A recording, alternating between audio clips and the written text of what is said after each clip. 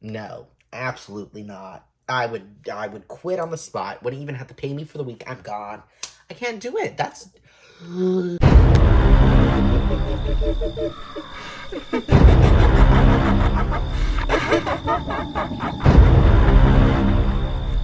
Hi friends, welcome back to my channel. So we're doing something a little different today.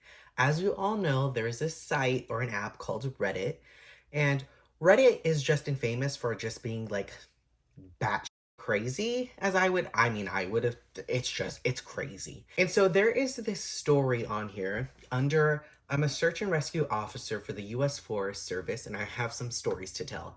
And it's under this like pin that's r dash no sleep.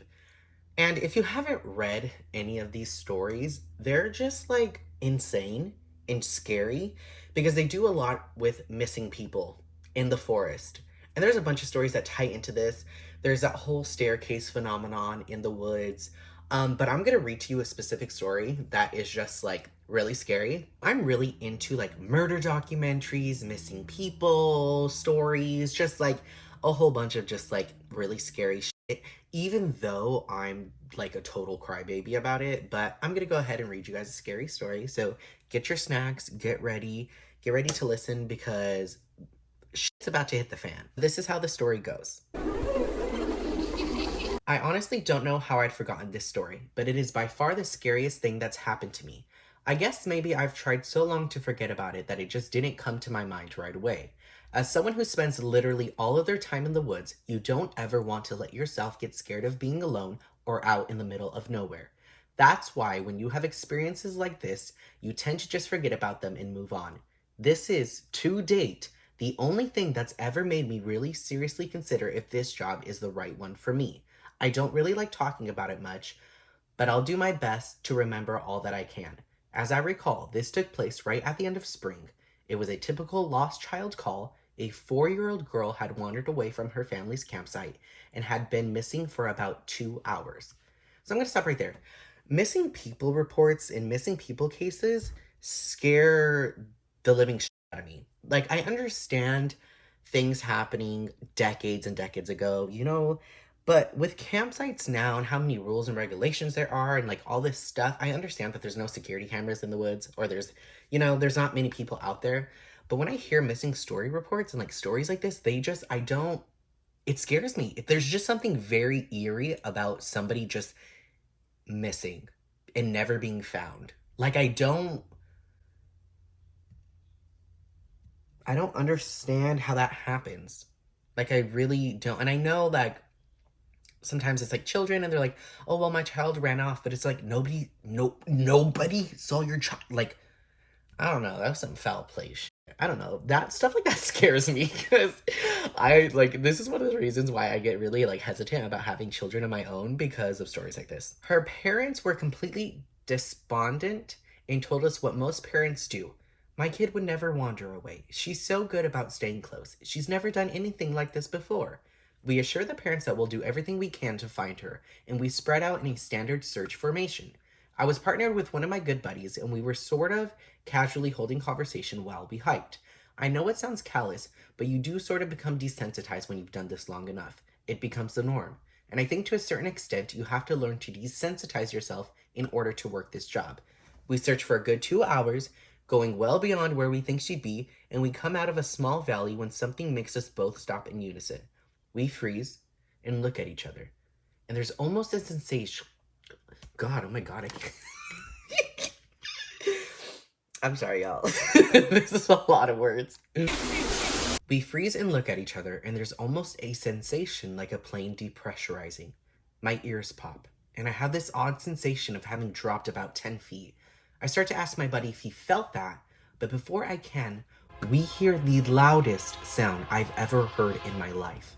It's almost like a freight train passing directly by us, but it's coming from every direction at once, including above and below us. He screams something to me, but I can't hear him over this deafening roar. When I hear loud sounds in places that are quiet, it scares me to death.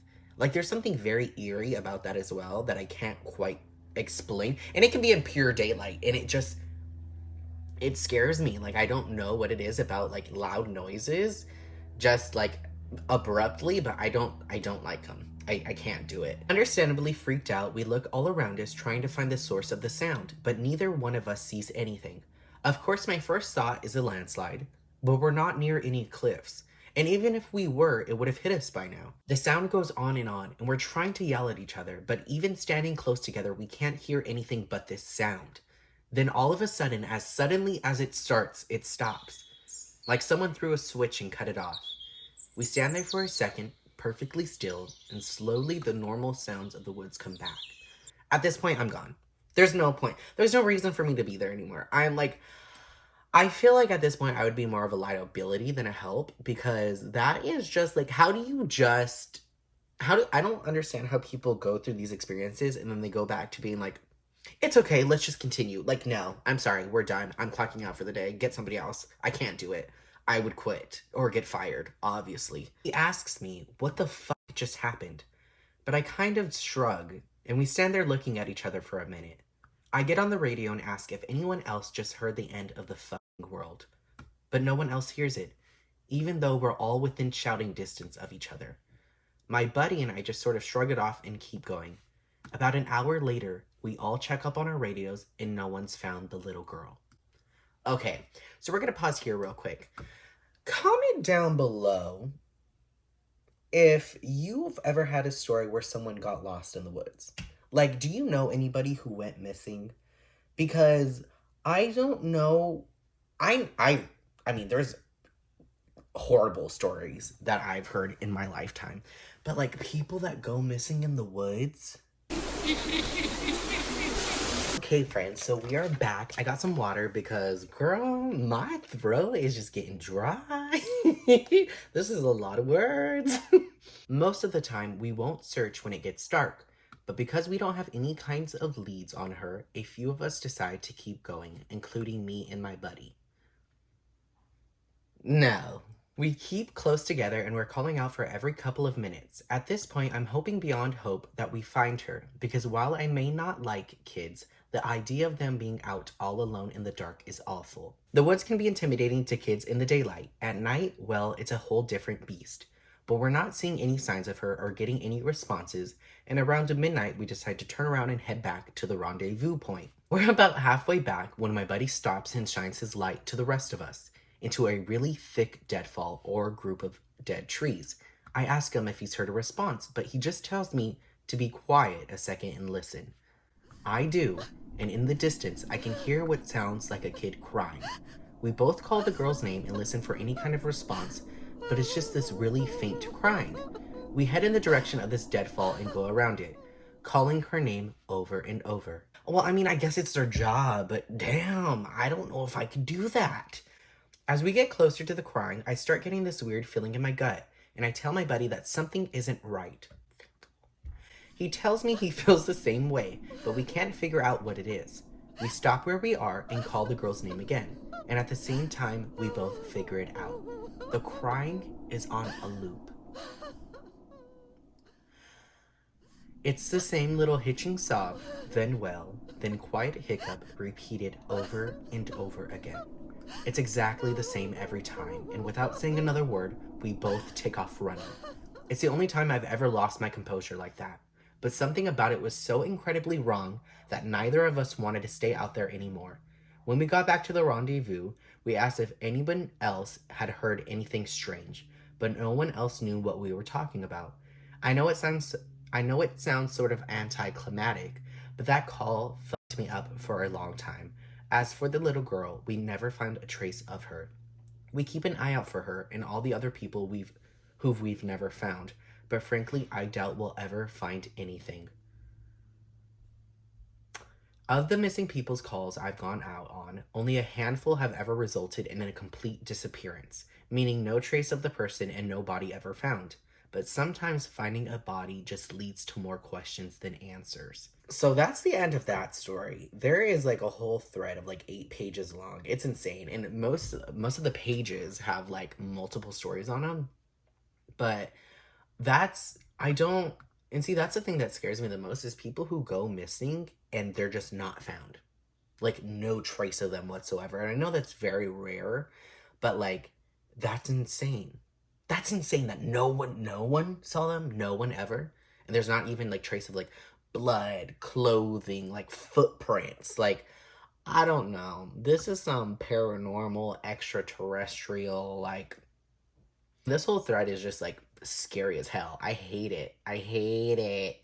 It's just like scary. Like the frozen body of a 1 year old baby found a week after vanishing in the hollow trunk of a tree 10 miles from the area he was seen last. There was fresh milk found in his stomach, but his tongue was gone.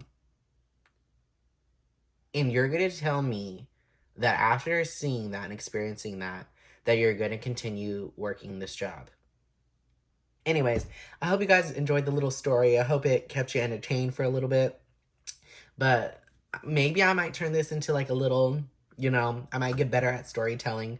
But that's all I have for today. I hope you guys enjoyed the story. I know this is not really up the alley I usually go down, but we're going to try something new. Go ahead and comment down below if you guys have any missing stories, or if you guys know any good, like, creepy, scary Reddit stories that I can tell on here. But thank you guys for watching. Love you.